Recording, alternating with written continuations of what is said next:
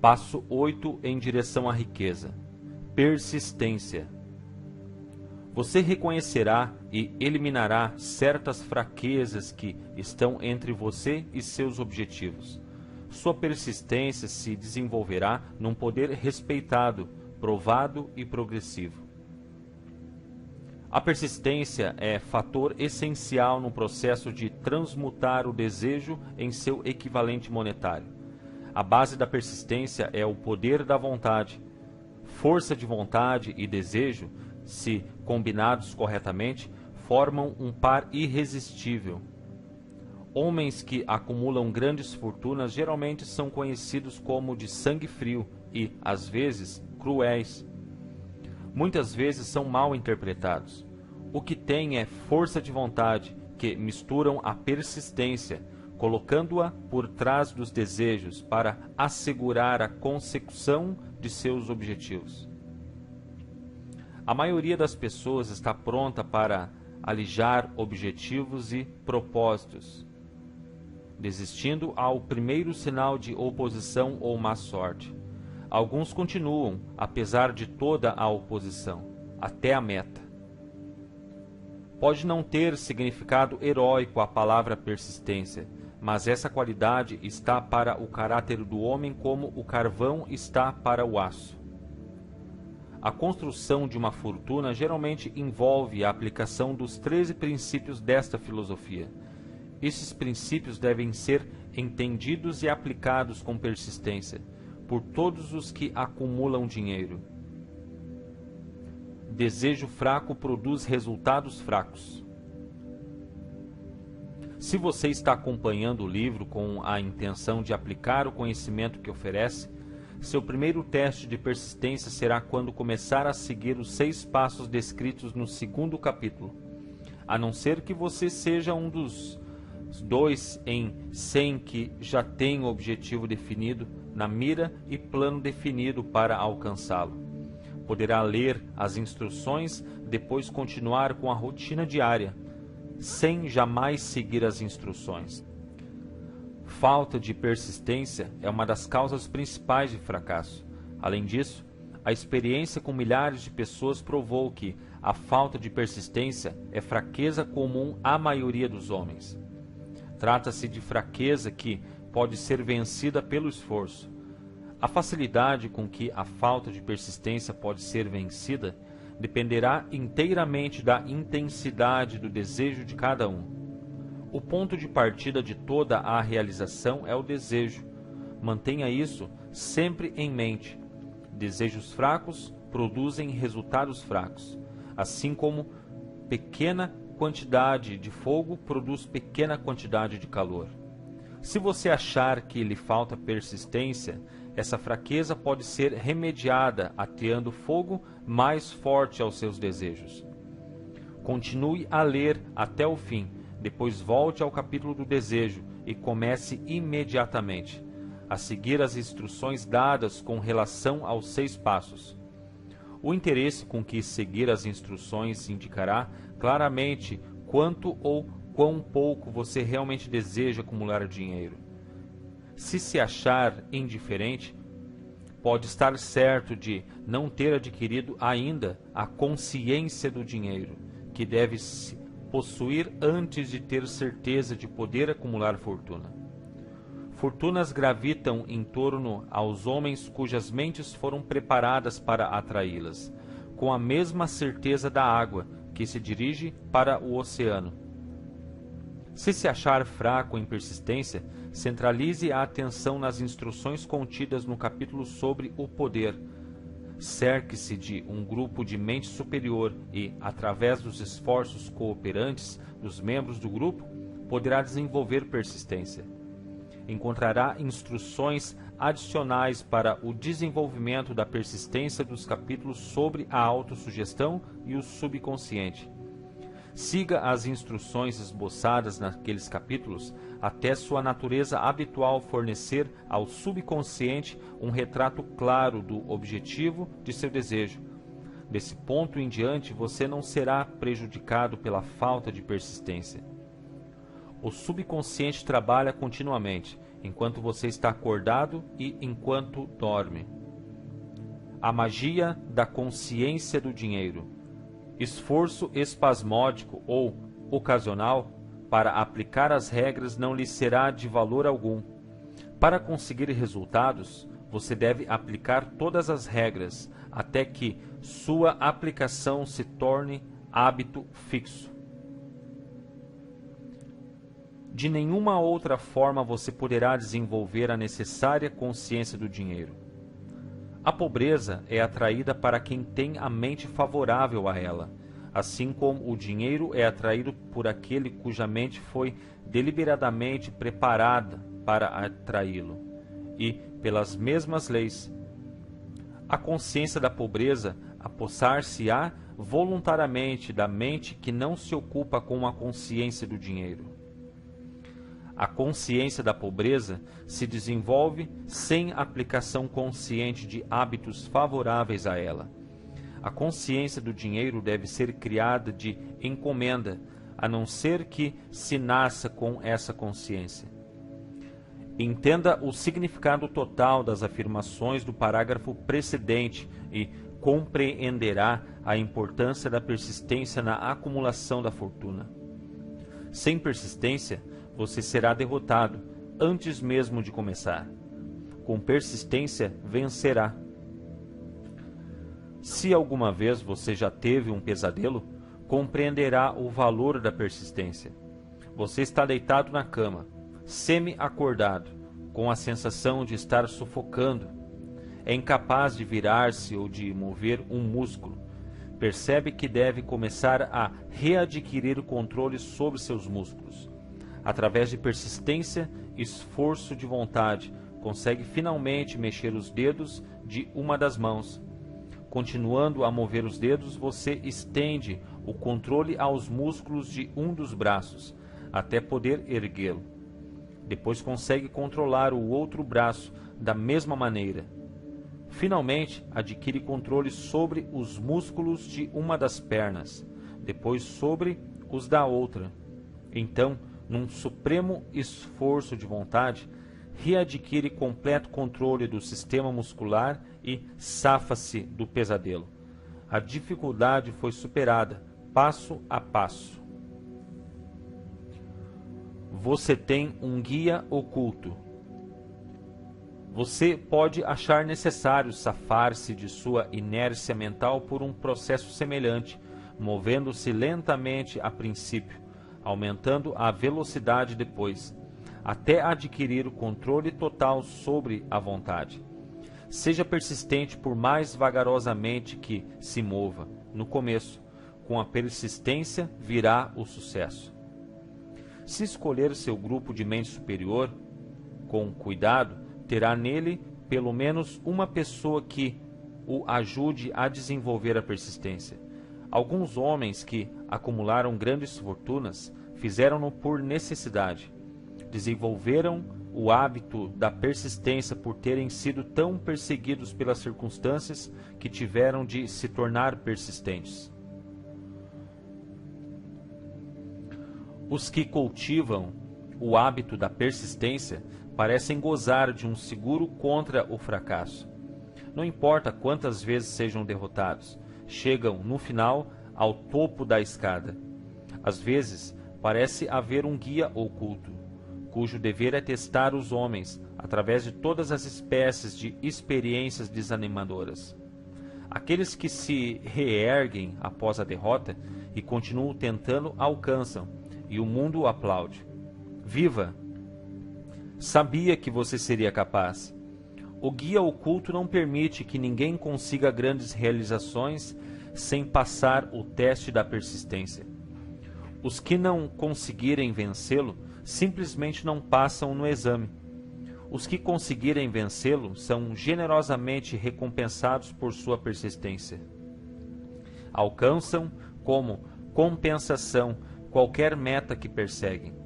E isso não é tudo. Recebem algo infinitamente mais importante que a compensação material, o conhecimento de que toda a derrota traz consigo a semente de uma vantagem equivalente.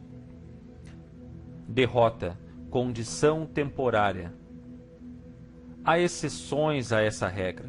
Algumas pessoas conhecem, por experiência, a solidez da persistência. São os que só aceitaram a derrota como algo temporário.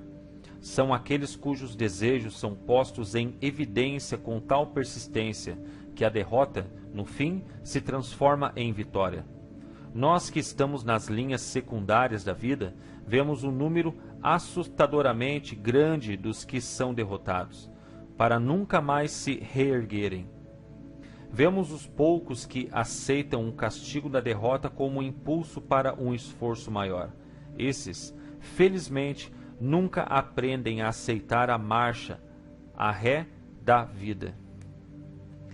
Mas o que não vemos, o que a maioria de nós nem sequer suspeita que exista, é o poder silencioso, porém irresistível, que vem salvar os que continuam lutando, mesmo em face da adversidade. Se falarmos nesse poder, poderemos chamá-lo de persistência e ficar nisso. Uma coisa todos nós sabemos: se não se possuir persistência, não se alcança sucesso valioso em nenhuma profissão. Ao escrever essas linhas, ergo os olhos do meu trabalho e vejo, diante de mim, a menos de um quarteirão, a grande e misteriosa Broadway, cemitério de esperanças mortas e antessala da oportunidade. Do mundo inteiro vem gente a Broadway. A cata de fama, fortuna, poder, amor ou o que quer que os seres humanos chamem de sucesso. Uma vez ou outra, alguém se destaca da longa procissão de aspirantes e o mundo ouve dizer que mais um dominou a Broadway. Mas a Broadway não é fácil ou rapidamente conquistável. Ela só reconhece talento, aceita o gênio, recompensa em dinheiro depois que a pessoa se recusa a desistir. Sabemos então que descobriu o segredo de como conquistar a Broadway. O segredo está sempre, inseparavelmente, ligado a uma palavra: persistência. O segredo é contado na luta de Fannie Hurst, cuja persistência conquistou a grande Estrada Branca. Chegou a Nova York em 1915 para converter seus escritos em riquezas. A conversão não chegou logo, mas chegou. Durante 4 anos ela conheceu os caminhos secundários de Nova York. Em experiências de primeira mão, passava os dias trabalhando e as noites esperando. Quando a esperança se tornou fraca, ela não disse: "Está bem, Broadway, você ganhou", mas sim: "Está bem, Broadway, você pode bater alguns, mas não a mim. Vou forçá-la a desistir." Um editor The Saturday Evening Post enviou-lhe 36 cartões de recusa, antes que ela conseguisse quebrar o gelo e ter um conto aceito. O escritor médio, como o médio em qualquer setor da vida, teria desistido da tarefa ao chegar o primeiro cartão de recusa. Ela, porém, martelou as calçadas durante 4 anos, porque estava determinada a vencer. Depois chegou a recompensa. Quebrara-se o encanto. O guia oculto testara Fannie Hurst, e ela aguentara firme. Daí em diante, editores abriam caminho à sua porta. O dinheiro chegou com tal rapidez que ela mal tinha tempo de contá-lo. Logo foi descoberta pelo pessoal do cinema e, então, o dinheiro não veio mais como troco miúdo, mas como inundação. Eis uma descrição sumária do que a persistência é capaz de alcançar. Fannie Hurst não é nenhuma exceção. Onde quer que homens e mulheres acumulem grandes riquezas, esteja certo de que primeiro adquiriram persistência. A Broadway dará uma xícara de café e um sanduíche a qualquer mendigo, mas exige persistência dos que procuram grandes prêmios. Kate Smith dirá amém ao ler isso. Cantou durante anos, sem dinheiro e sem preço, diante de qualquer microfone que pudesse alcançar. A Broadway lhe disse: venha conquistar o que quer. Se aguentar. Ela aguentou até que, num dia feliz, a Broadway se cansou e disse: que adianta? Você não percebe quando é derrotada. Por isso, diga seu preço e comece a trabalhar de verdade. A senhorita Smith estabeleceu o preço. Era bem alto. Qualquer um pode aprender persistência. A persistência é um estado de espírito, portanto, pode ser cultivada, como todos os estados de espírito. Baseia-se a persistência em causas definidas, entre as quais temos: 1. Propósito definido. Saber o que se deseja é o primeiro e, talvez, o passo mais importante para o desenvolvimento da persistência. O motivo forte faz superar muitas dificuldades. 2. Desejo. É comparativamente fácil adquirir e manter persistência, ao perseguir o objetivo de um desejo intenso. 3. Autoconfiança.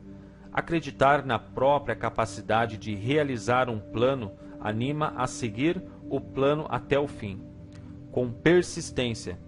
A autoconfiança pode ser desenvolvida pelo princípio descrito no capítulo da autossugestão. 4. Planos definidos. Planos organizados, mesmo que sejam fracos e inteiramente impraticáveis, estimulam a persistência. 5. Conhecimento preciso.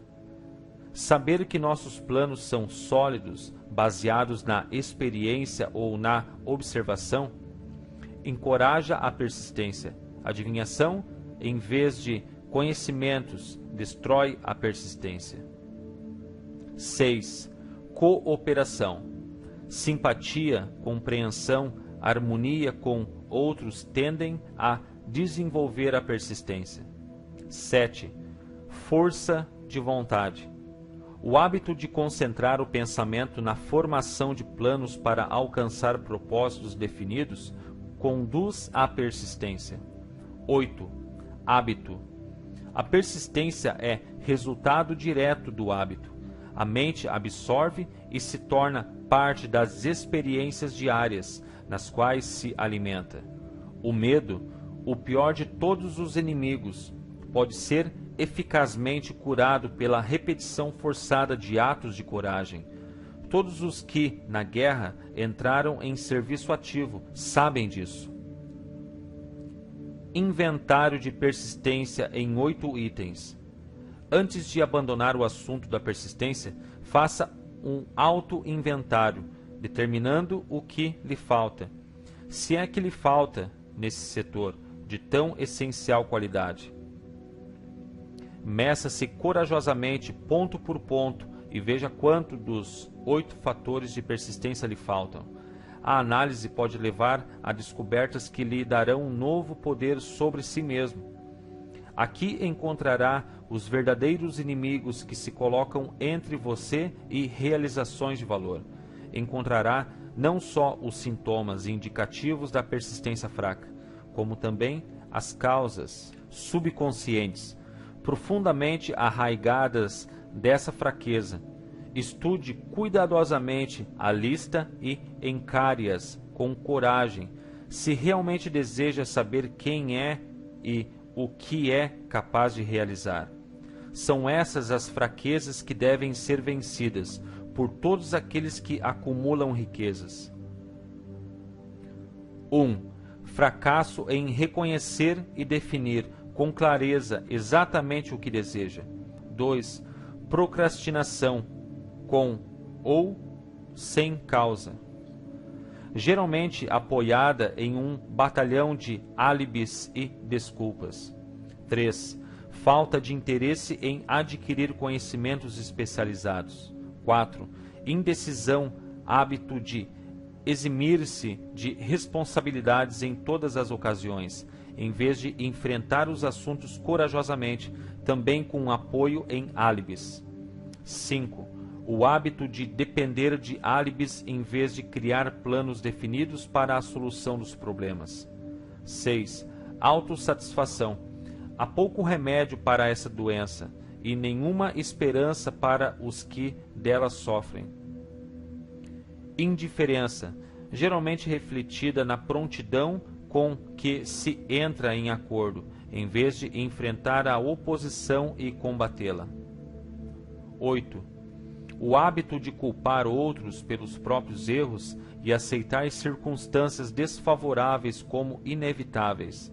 9. Fraqueza de desejo, devido à negligência na escolha de motivos que impelem a ação. 10. Vontade, avidez mesmo, de fugir ao primeiro sinal de derrota, baseada em um ou mais dos 6 temores básicos. 11. Falta de planos organizados, por escrito, onde possam ser analisados. 12. O hábito de não mudar ideias ou de agarrar uma oportunidade quando ela se apresenta. 13. Ansiar em vez de desejar.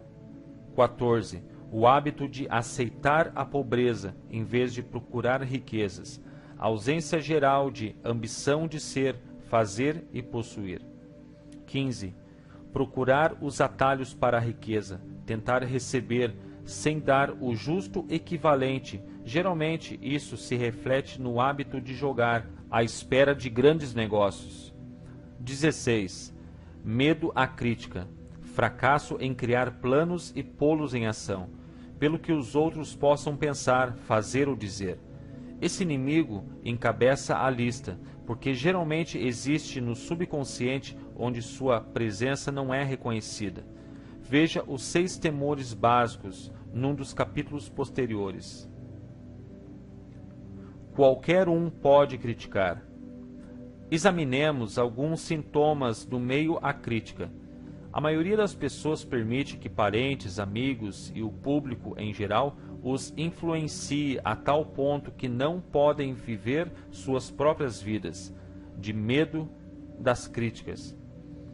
Inúmeras pessoas cometem erros no casamento, aguentam firme e atravessam a vida desencantadas e infelizes, por temerem as críticas que poderiam vir, se corrigissem o erro.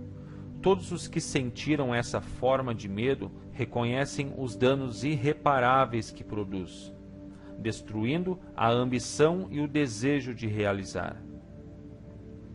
Milhões de pessoas deixam de adquirir instrução tardia após terem parado de estudar, por temerem as críticas. Inúmeros homens e mulheres, tanto jovens como velhos, deixam que parentes lhes estraguem a vida, em nome do dever, por temerem críticas. O dever não requer que alguma pessoa se sujeite à destruição de suas ambições pessoais e do direito de viver a própria vida, da maneira que quiser. As pessoas se recusam a arriscar-se nos negócios, por temerem as críticas que podem surgir se falharem. O medo à crítica, em tais casos, é mais forte que o desejo de sucesso. Muita gente se recusa um alto objetivo ou deixa de escolher uma carreira, por temer a crítica de parentes e amigos que possam dizer: não tenha metas tão altas, vão pensar que você é louco. Quando Andrew Carnegie sugeriu que eu dedicasse 20 anos à organização de uma filosofia de realização individual, meu primeiro impulso de pensamento foi o de medo. Medo do que as pessoas pudessem dizer. A sugestão deu-me um objetivo bem mais fora de proporção do que tudo que até então concebera. Rápido como um raio, meu espírito começou a criar álibis e desculpas, todas reconhecíveis, pelo temor inerente de críticas. Algo dentro de mim dizia: você não pode fazê-lo, a tarefa é grande demais e exige tempo demais. O que pensarão os parentes? Como é que você vai ganhar a vida? Ninguém organizou jamais uma filosofia do sucesso. Com que direito você crê fazê-lo? Quem é você, na verdade, para ter tão alto objetivo? Lembre-se de sua origem humilde. O que sabe sobre filosofia? Vão pensar que você é louco, e pensaram mesmo. Por que é que ninguém fez isso antes? Essas e muitas outras perguntas vieram-me à mente, exigindo atenção. Parecia que o mundo inteiro voltara a atenção para mim. De repente, com o propósito de ridicularizar-me, para que eu desistisse do desejo de realizar a sugestão de Carnegie. Tive uma ótima oportunidade, nessa ocasião, de matar toda a ambição antes que essa pudesse dominar-me.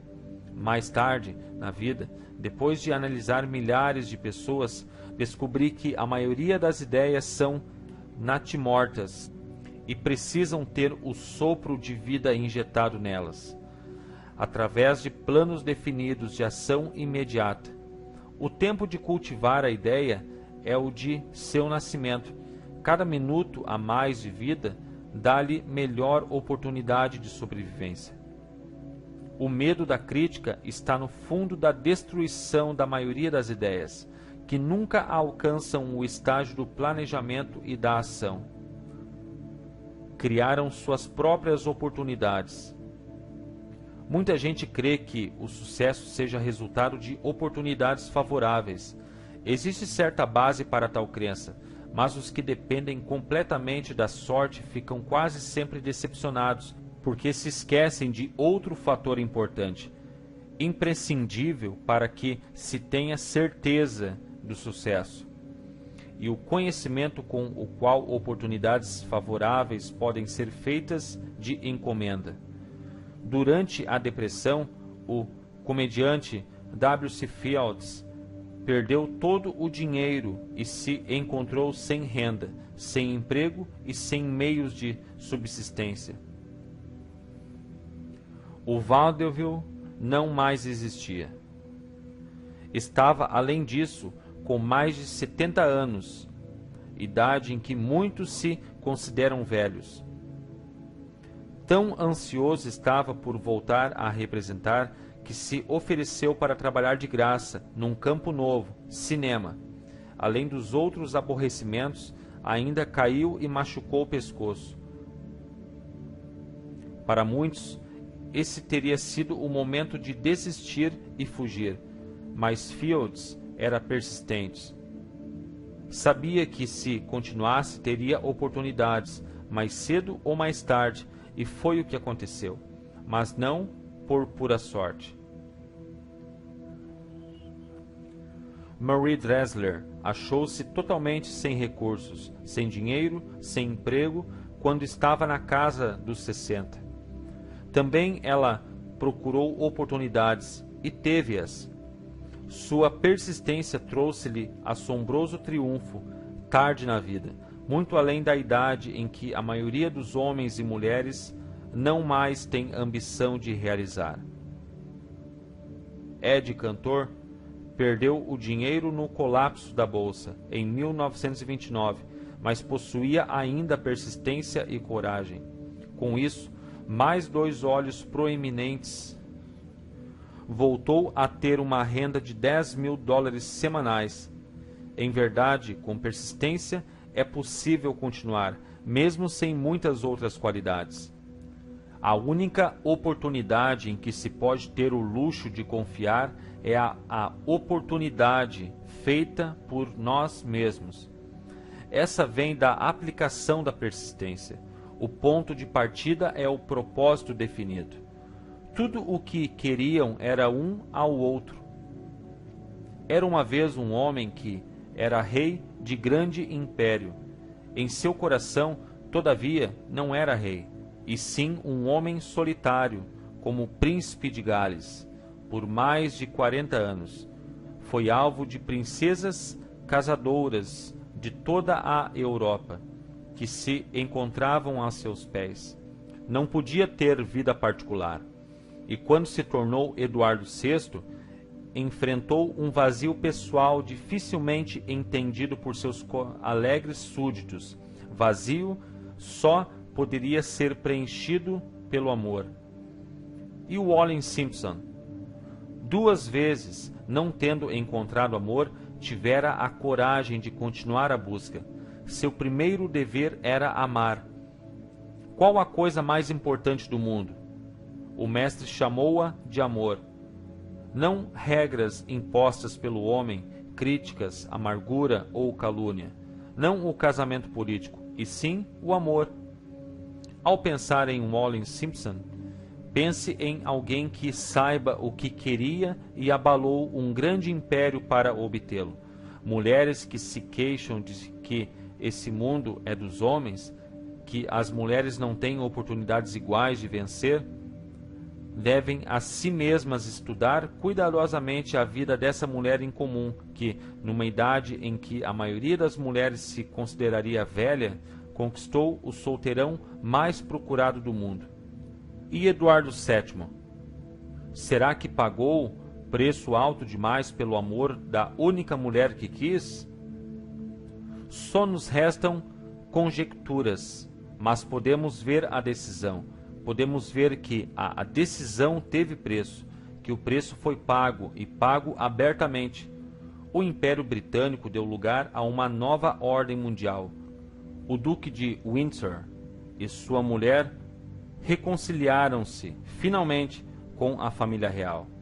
Sua história de amor, de persistência, de um preço pago e amor triunfante parece pertencer à época longínqua. Mas devemos lembrar-nos de que os dois procuraram o maior tesouro do mundo e exigiram-no. Examine as primeiras 100 pessoas que encontrar. Pergunte-lhes o que mais querem na vida, e 98 não serão capazes de dizê-lo. Se os apertar por respostas, alguns dirão segurança, muitos dirão dinheiro, outros felicidade, outros ainda fama e poder. Alguns poderão dizer reconhecimento social, vida fácil, capacidade de cantar, dançar ou escrever. Mas nenhum será capaz de definir os termos ou dar a menor indicação de um plano pelo qual esperam alcançar os desejos vagamente formulados. Riquezas não reagem a desejos, só reagem a planos definidos, apoiados em desejos definidos, através de constante persistência. 4 passos para a persistência. Há 4 passos simples que conduzem ao hábito da persistência. Não exigem grande quantidade de inteligência, nem quantidade especial de instrução, e exigem pouco tempo ou esforço. Os passos necessários são: 1. Propósito definido, apoiado por um desejo ardente de realização. 2. Plano definido, expresso em ação contínua. 3. Mente hermeticamente fechada contra quaisquer influências negativas ou desanimadoras, incluindo sugestões negativas de parentes, amigos e conhecidos. 4. Aliança amistosa com uma ou mais pessoas que nos encorajem a seguir tanto o plano como o propósito. Os 4 passos precedentes são essenciais ao sucesso em todos os setores da vida. O propósito total dos 13 princípios dessa filosofia é capacitá-lo a dar tais passos como uma questão de hábito. São passos pelos quais se pode controlar o próprio destino econômico. São passos que conduzem à liberdade e independência de pensamento. São passos que conduzem à riqueza, em pequena ou grande quantidade. São passos que conduzem ao poder, à fama e ao reconhecimento do mundo. São passos que garantem oportunidades favoráveis. São passos que convertem sonhos em realidades físicas. São passos que conduzem à vitória sobre o temor, desânimo e indiferença. Há uma recompensa magnífica para todos os que aprenderem a dar os 4 passos. É o privilégio de redigir o próprio ingresso, fazendo a vida conceder o preço que se lhe pede. Pode-se obter auxílio da inteligência infinita? Qual o poder místico que dá aos homens de persistência a capacidade de dominar as dificuldades? A qualidade da persistência implanta na mente alguma forma de atividade espiritual, mental ou química, que dá acesso às forças sobrenaturais? A inteligência infinita se coloca ao lado da pessoa que luta mesmo depois que a batalha foi perdida, com o mundo inteiro do lado oposto? Essa e muitas outras perguntas similares surgiram-me na mente ao observar homens como Henry Ford, que começou do nada e construiu um império industrial de vastas proporções, com pouco mais no início que a persistência, ou Thomas Edison, que com menos de 3 meses de escola se tornou o maior inventor do mundo, convertendo a persistência na máquina de falar, na máquina de filmes e na luz incandescente, para não mencionar meia centena de outras invenções úteis. Tive o feliz privilégio de analisar tanto Edison como Ford, ano após ano, num longo período de anos. Daí a oportunidade de estudá-los de perto, o que me faz falar com conhecimento de causa ao dizer que não achei outra qualidade senão a persistência em nenhum deles que mesmo remotamente sugerisse a fonte principal de suas realizações. Consideremos, por exemplo, a estranha e fascinante história de Maomé. Analisemos sua vida, comparando-a a homens de realizações nessa época moderna de indústria e finanças, e observemos como todos eles têm um traço predominante em comum: a persistência. Se você está vivamente interessado em estudar o estranho poder que dá potência à persistência, leia uma biografia de Maomé, principalmente a de Essad Bey. Essa breve apreciação do livro, feita por Thomas Sugri no Herald Tribune, fornecera uma amostra do que irão saborear os que consagrarem o tempo necessário à leitura da história toda de um dos exemplos mais assombrosos do poder de persistência que a civilização conhece. O último grande profeta. Apreciação de Thomas Sugri. Maomé era profeta, mas nunca fez nenhum milagre. Não era místico, não possuía instrução formal e só começou sua missão aos 40 anos. Ao anunciar-se como mensageiro de Deus, trazendo as novas da verdadeira religião, foi ridicularizado e rotulado de lunático. Crianças passavam-lhe a rasteira e mulheres jogavam-lhe sujeiras. Foi banido de sua cidade natal, Meca, e seus seguidores privados dos bens e mandados ao deserto, para junto dele. Depois de ter pregado durante 10 anos, nada mais pode apresentar senão desterro, pobreza e ridículo. Entretanto, antes que outros 10 anos se passassem, era ditador da Arábia, governador de Meca e líder de nova religião mundial, que se alastraria até o Danúbio e os Pirineus. Antes de exaurir o ímpeto que ele lhe dera, esse ímpeto era triplo: poder de palavras, eficácia da oração e o parentesco do homem com Deus. Sua carreira não tinha sentido. Maomé nasceu de membros empobrecidos de uma família importante de Meca. Meca, encruzilhada do mundo, abrigo da pedra mágica chamada de Caaba, grande cidade do comércio de todas as rotas comerciais, por ser anti-higiênica, mandava suas crianças para o deserto para serem criados pelos beduínos. Maomé foi assim criado, sugando força e saúde do leite de mães nômades. Pastor de ovelhas, logo foi contratado por rica viúva. Como líder de suas caravanas, viajou por todo o mundo oriental. Falou a muitos homens de diversos credos, observando o declínio do cristianismo em seitas belicosas. Quando completou 28 anos, Khadija, a viúva, viu-o com bons olhos e se casou com ele. O pai dela teria objetado a tal casamento. Por isso ela o embebedou e segurou-o enquanto ele dava a bênção paterna. Nos 12 anos seguintes, Maomé viveu como comerciante rico, respeitado e muito sagaz.